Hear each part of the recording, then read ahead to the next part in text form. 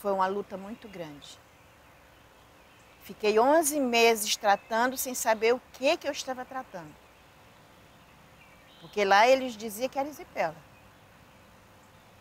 E quando na verdade não era.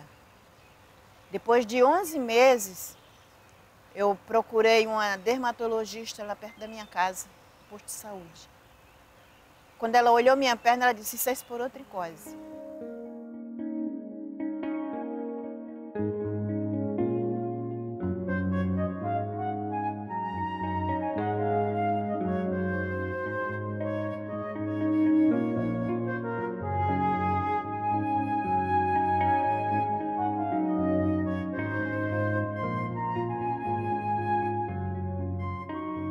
A esporotricose é uma micose que a gente chama de profunda, e micose é causada por fungo.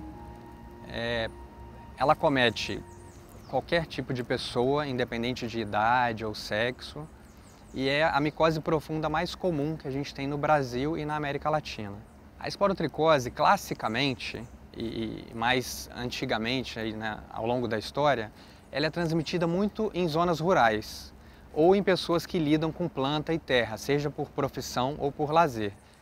Eu estou aqui porque eu vim pegar remédio para uma dificuldade que eu estou enfrentando no momento, que chama-se esporotricose, que no caso eu contraí espetando o dedo numa planta chamada romanzeira. Esse fungo, que chama Sporotrix, na verdade é um nome mais complexo, né? Sporotrix schenck, ele tem diferentes espécies que estão sendo ainda descritas com os avanços da tecnologia, dos exames, e ele está presente no solo. Assim como diversos fungos, por exemplo, um cogumelo é um fungo gigante, né? Esse fungo é um fungo que a gente não enxerga, o Sporotrix, ele é um fungo microscópico, assim como bactérias, e ele vive na terra e associado muito a materiais em decomposição. Então, galho podre, folha que cai na terra, isso tudo o fungo vive ali. E não necessariamente causando doença, ele faz parte da população do ambiente, assim como a gente. Em geral, para acontecer a esporotricose, é necessário que haja um contato traumático. A pessoa se fura com um graveto ou com um espinho, e aí o fungo entra nas camadas mais profundas e médias da pele da pessoa, iniciando o processo de doença. Você teve uma arranhadura, ou você machucou com a flor, ou então com o animal que te arranhou. Isso vai demorar, né? Amanhã que vai surgir a lesão. Vai demorar em torno de 15 dias para o quadro começar a aparecer, até um mês. Então é uma coisa lenta. Saiu aqui a primeira aqui, aí saiu uma pequena, outra aqui assim, foi espalhando. No que foi espalhando, foi flexionando. Chegou até a dar aquele mau cheiro da infecção, que eu não sabia o que era. Tomava remédio, vou tomar remédio. Nisso que começou a se espalhar. Nisso que foi se espalhar, chegou até aqui, ó, em cima do meu braço aqui, ó. Tem a forma fixa, que é uma lesão, que é um caroço ou um nódulo, que pode estourar e virar uma úlcera, né, com aspecto de uma ferida, e ficar restrita a uma região única. Surgiu uma bolinha de pus e estourou e depois começou a doer. Depois começou a ficar vermelho. E foi estourando muito em volta, e foi estourando as bolhas, e foi emendando uma na outra, e foi se estendendo. Ou se localiza na pele, ou dá várias lesões, como a gente diz, parecendo um rosário, parecendo um cordão cheio de nódulos, cheio de tumorizinhos, mas que também isso regride, né? Isso não significa que é uma esporotricose mais grave ou não. Pessoas que têm algum problema de imunidade, problemas que estão tomando algum remédio que baixe a imunidade, isso pode fazer com que esse fungo que só fique na pele tenha uma outra característica, fique mais agressivo, vá para outros locais do nosso corpo. Tem um potencial de se tornar uma doença grave e até mesmo letal. Alguns pacientes morreram por conta da esporotricose porque foram afetados no momento que o seu organismo, o seu corpo, não estava com a imunidade bem estabelecida. O ideal diagnóstico de esporotricose é a gente fazer exames micológicos, ou seja, de cultura do fungo. A gente vai tentar ver se aquela lesão tem o fungo. Para o tratamento da esporotricose, em geral, é um tratamento simples, porém prolongado. Então, a primeira coisa, a gente tem que explicar ao paciente que ele não vai ser curado em uma semana, que é o que às vezes a expectativa do paciente é essa. O índice de cura é mais de 90%, né? Considerando os pacientes que tomam direitinho o remédio, tudo, é mais de 90%, que isso é alto, isso é uma coisa muito boa. Agora, se esse indivíduo, ele volta a ter uma nova exposição ao fungo, ele pode ficar doente de novo. Existem alguns casos que a gente não consegue tratar completamente ou não pode tratar com remédio. Por exemplo, um idoso que use vários tipos de medicamento ou uma grávida que não vai poder tomar qualquer tipo de remédio. Na época, a gente achou que era leishmaniose por ser uma ferida característica. Por não estar muito profundo, o médico preferiu deixar eu chegar até o final da gravidez. Mas uma semana depois eu ganhei e ele passou um tratamento que eu não podia tomar o medicamento porque eu ia amamentar e ele queria que eu amamentasse pelo menos um pouco. A partir de 1998, começamos a observar casos de esporotricose que eram com o gato entrando na cadeia epidemiológica. Pessoas que tinham acidente por arranhadura ou mordedura com gato e apresentavam a esporotricose. Isso foi crescendo, ao ponto de, nos dias atuais, o de 3 casos por ano passou para 50, para 100 e ter, no momento, quase 5.000 casos no período já de atendido de esporotricose aqui no Hospital Evandro Chagas. De um surto passou para a epidemia e é uma epidemia que tem se mantido. No Rio de Janeiro, desde o ano de 1998, vem acontecendo uma epidemia que é conhecida hoje como a maior epidemia de esporotricose da história.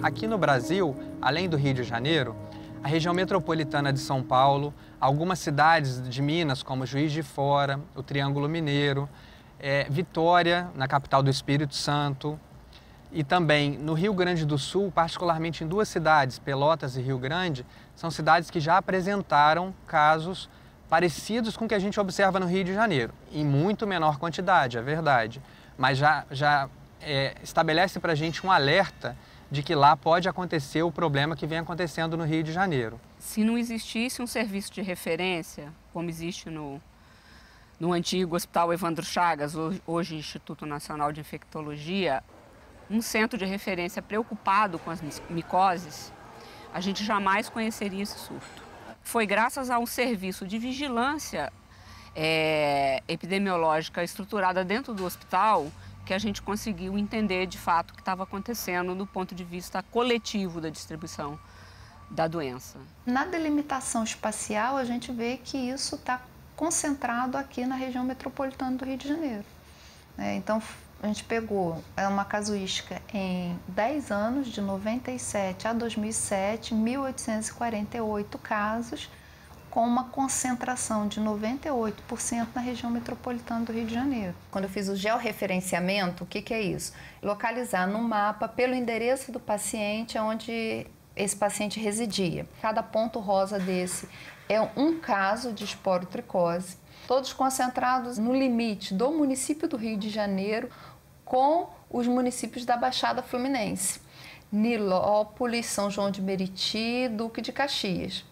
Com o passar do tempo, essa doença vai caminhando, começa a chegar a Mesquita, a Nova Iguaçu e começa a subir a região serrana. Vai para o Médio Paraíba, atravessa a Baía de Guanabara, vai para Niterói, Itauá, Campos, a gente vai ter casos em Cardoso Moreira, já chegou em Mangaratiba, Médio Paraíba, e já tem casos na Baixada Litorânea. Grande parte da população, tanto em Anchieta, nessa periferia de Anchieta, como num dos bairros de Duque de Caxias, na divisa com o município do Rio, que é um lugar de pobreza extrema, inclusive, as pessoas estavam criando gato para controlar a população de rato. Por quê? Você tem uma situação naquela região de precariedade extrema de saneamento, principalmente em relação ao esgotamento.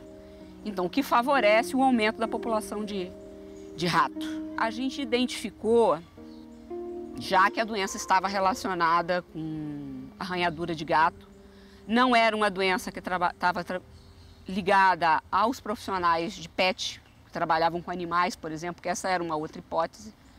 Não estava ligada com o trabalhador rural pegava população de quase todas as idades, mas principalmente mulheres, pessoas aposentadas, no ambiente doméstico. Tinha um gatinho na rua que estava olhando para a gente, por favor, me ajuda aí. A gente pegou para ajudar e ele contaminou a gente.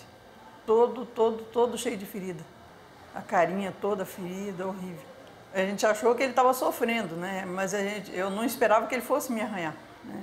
A gente cuidou, limpou, como eu trabalho no banho tosa, né? Foi limpando, lavando, limpando para cuidar. Aí a veterinária fez o exame e acusou esporotricose, né? Aí a gente ficou dando remédio para ele, mas eu me contaminei também.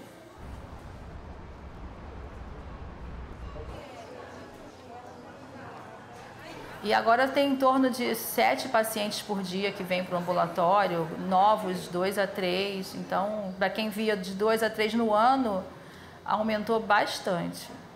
E o município de Duque de Caxias, pelo que eles falam, tem muito gato, então a doença está bem disseminada. Começou no Rio de Janeiro e está vindo para os municípios. Temos um veterinário que já há algum tempo faz palestras falando sobre zoonoses nos postos de saúde, às vezes é em escolas, mas é com o pessoal da comunidade, tá? Mostrando as zoonoses, e a esporotricose entra nisso daí. É até em função disso que a população começou a nos procurar falando da tal doença do gato. Já é uma coisa boa, porque nós conseguimos descobrir aonde está a doença, tá? Agora, combater a doença, que é o que nós estamos pensando com o serviço de castração, e quando nós pudermos realmente tratar e acompanhar os casos. Nas áreas onde nós temos, né, mais casos, são áreas de uma renda, né, baixa, então as pessoas sentem uma dificuldade muito grande em fazer o tratamento do animal e muitas vezes não fazem o tratamento todo. Porque melhorou a lesão, já tá bom, não preciso mais, né, dar o medicamento, e não é assim. O medicamento é caro e o tratamento é longo. A esporotricose, ela é uma zoonose de importância em saúde pública e os gatos são a principal fonte de infecção. De 1998 a 2012, nós temos diagnosticados aqui no INE cerca de 4.300 animais, né? Essa é a maior casuística de esporotricose felina no mundo.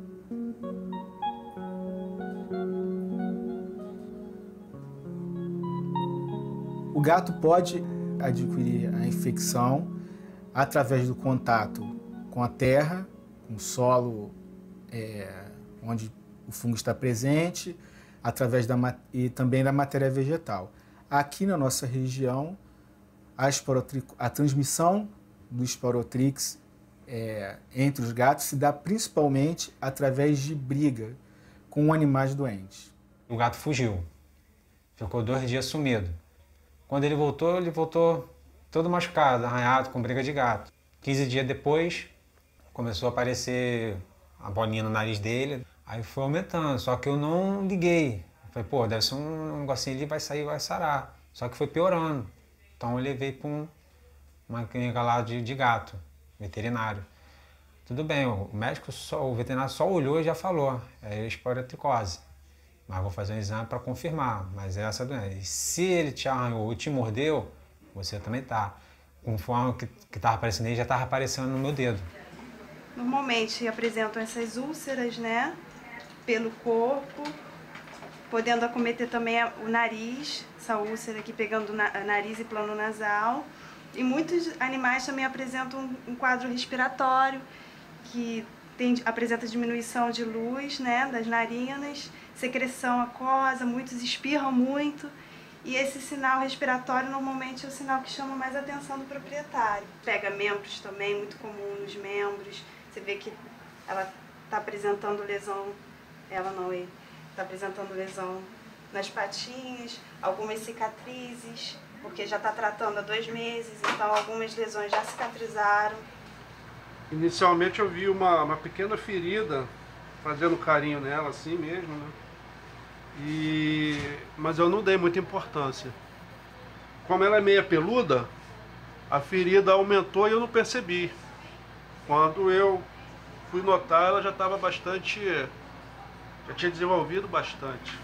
É porque eu levei ela para castrar e a veterinária disse que não castraria, né? Agora, hoje ela já é castrada, porque ela estava com essa doença e não podia castrar. Bom dia, oi. Ele começou fazendo tratamento nele sem ser aqui, já vai para 3 anos. Porque ele começou a espirrar, então ele não parava de espirrar e eu me desesperei no segundo dia e levei no veterinário, né? Aí comecei já a fazer o tratamento. Fui pesquisar, né? Aí descobri que era que fazer tratamento. E após disso, eu fazendo tratamento, consegui a consulta para ele aqui.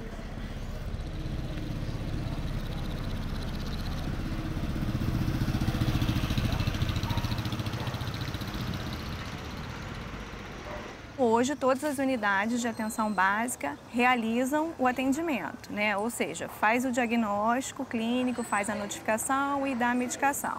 A gente tem nas áreas cobertas pela estratégia de saúde da família, os agentes comunitários que vão aos domicílios e aí fazem uma orientação dos cuidados no ambiente. E fazem a captação também dos possíveis casos de esporotricose, seja em humanos, seja nos animais. Os casos com os animais, a gente faz o encaminhamento, né, faz as orientações gerais e faz o encaminhamento para os centros de tratamento das zoonoses. O indivíduo, ele tem um gato, observa lesões, ele vem aqui, ele vai ter o diagnóstico clínico e laboratorial sem custos, vai receber o tratamento no tempo necessário com um antifúngico específico para a doença, no período necessário com acompanhamento do veterinário. Se por acaso esse animal vier a óbito, ele também tem o serviço de cremação. Após o tratamento, se esse animal não for castrado, ele é encaminhado para a castração. Todos esses serviços são sem custos para o proprietário. Muitas vezes você tem um grupo de animais que estão saudáveis e o proprietário, com muito medo da doença, faz a pior coisa que pode ser feita, que é abandonar o gato doente no logradouro público, em praças, porque aquele grupo que não estava doente, com a introdução de um doente, vai contaminar também aquele grupo. E aí a gente vai espalhar a doença. Hoje em dia tem 120, 130 gatos. Nós temos hoje em dia um trabalho de pegar esses gatos abandonados do Campo Santana. Eles são vacinados, vermifugados, recebem o remédio contra a AIDS felina e são castrados, que é o mais importante. E aqui no Campo Santana nós temos 30 jardineiros trabalhando aqui. A esporotricose é a doença do jardineiro. Então ela acaba contaminando a planta e o jardineiro nosso, ao mexer na planta, ele vai se contaminar com a esporo. Então nós temos uma preocupação grande em relação à esporotricose no Campo de Santana de não ter, para não contaminar os nossos funcionários e até a população, que aqui no Campo Santana são 100 mil pessoas que passam por mês por aqui. Aqui tem um grupo de 24 cuidadoras. Elas são independentes, não representam ONG, não representam nada. O que a gente faz aqui normalmente é cuidar da alimentação. A gente não consegue dar abrigo a todos, então cuidar da alimentação, que eles tenham água, que eles tenham acesso a essas coisas básicas e tentar achar um lar para esses gatos. E agora a gente está tentando castrá-los também numa operação com um órgão da prefeitura para que eles sejam castrados para acabar com a superpopulação, que é o maior problema que a gente tem nos gatos no Rio de Janeiro. Cuidei de um gato há um tempo atrás que tinha esporotricose, né? Esse gato, como a gente não sabia o que ele tinha, ele acabou passando a esporotricose para mim. O meu tratamento foi super simples, é um remédio, você toma todo dia, tomei, passou e agora já estou bem, não tive nenhuma sequela da doença. Ela, para o ser humano, eu achei ela bem mais tranquila que para o gato. Acho que para o gato é muito mais sofrimento, né? Se tiver esporotricose, se tiver uma ferida de esporotricose, eu não vou passar para uma outra pessoa. Por quê? Porque o homem, por definição, tem muito pouco fungo na sua lesão. Já o animal, não. O gato, ele tem muito fungo. Até hoje, a gente não entende por que o gato é tão suscetível à infecção, à esporotricose. E não sei se a gente vai conseguir descobrir alguma coisa no sistema imune dos gatos que deixa ele muito fraco frente a esse fungo, particularmente frente a esse fungo. Porque, por exemplo, os cachorros adoecem também, mas em quantidade muito menor E quando a gente faz a biópsia ou colhe algum material para diagnóstico, a gente vê que nos cachorros o fungo ele não se multiplica tanto. Nos gatos, ele se multiplica mais. O meu olhar é o olhar epidemiológico, né? Então, eu estou olhando para a doença do ponto de vista da produção coletiva, né? Mas, antes disso, tenho cuidado com os indivíduos, né? Então, eu acho que os profissionais de saúde no estado do Rio de Janeiro, no município do Rio de Janeiro, têm que estar preparados para identificar a doença e a rede tem que se preparar para distribuir medicamento. Porque as pessoas estão adoecendo e elas precisam ser cuidadas. Trabalho com a população local e eu acho que tem que fazer, e isso não é só fazer pressão, os cientistas irem cobrar isso do Estado, mas é como é que a gente pode se articular com as diversas entidades da organização, da sociedade civil, para que, de fato, isso se transforme em um problema, porque você só ataca um problema quando eles, de fato, se tornam um problema social. Tem que tratar as pessoas, tem que orientar, eu acho que é um tratamento que tem que ir em todos os níveis, não é só dentro do hospital, é nas escolas, é a posse responsável, que é fundamental, a posse responsável, quer dizer, um indivíduo que tem um animal doente, ele não pode despejar ele como despeja um lixo, não pode, isso não pode acontecer isso, a gente... Sabe, o animal veio para ficar com a gente, para melhorar a saúde, a afetividade do homem. Então a gente tem que ter esse respeito. Às vezes a pessoa, eu quero ter um bichinho, mas não sabe que um bichinho exige cuidado, exige tratamento, de levar sempre no veterinário, de dar as vacinas. As pessoas ficam olhando você, parece que você está com uma coisa que não tem cura. No início eu passei por isso. Mas agora não, está um processo de finalização. Quando eu falo que agora que é gato, as pessoas se espantam. Né? As pessoas ficam se espantadas. Pô, o gato fez isso? Por mais dócil que ele seja, tem que ter muito cuidado. Mas eu sei que muita gente aqui, quando se fala isso, ela fala, não, essa é a doença do gato, porque foi o gato que botou em mim. Não, não é. Porque ela está morando na terra, ela não está morando no gato. É isso que as pessoas teriam que entender. O gato passou a ser uma vítima. Ele é uma vítima que está passando a ser um vilão, que não é. E as pessoas entenderem que se tiver um gatinho assim, ela tem que cuidar. E se o bichinho morrer, tem que cremar. Porque quando joga ele, o esporo que está morando nele vai para o solo, vai aumentar, né, a contaminação. Isso aqui é ruim.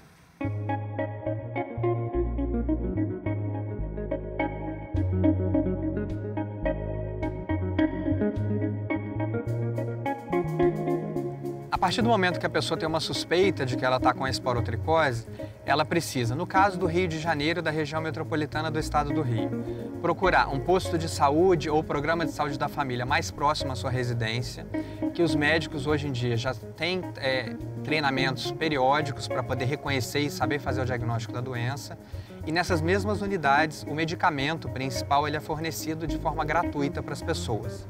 E aí as pessoas vão começar a fazer o tratamento e nessas unidades. Os casos mais complicados vão ser encaminhados para as unidades de referência, que em geral são os hospitais universitários e a própria Fundação Oswaldo Cruz, que vão aí fazer essa investigação complementar e completar o tratamento dos casos mais complicados. Por exemplo, gestantes, pacientes com HIV ou com outras causas de sistema imune comprometido e casos mais complicados que não estão respondendo, não estão melhorando com o tratamento tradicional.